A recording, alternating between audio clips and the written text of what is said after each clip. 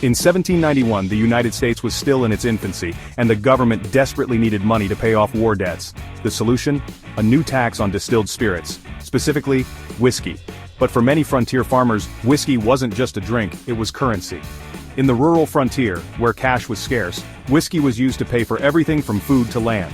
A tax on whiskey felt like an attack on their livelihood. So, when tax collectors came knocking, the farmers didn't just refuse to pay, they fought back. What started as peaceful resistance quickly escalated into outright rebellion.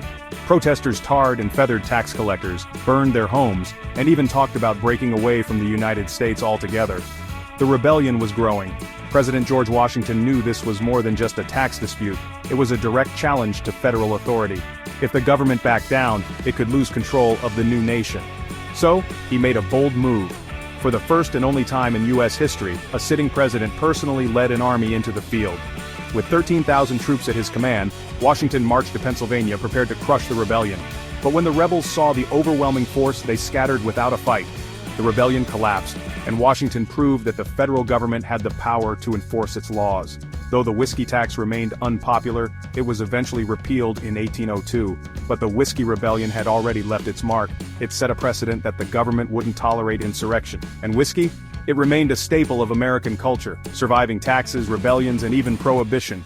Because some things are just too good to give up.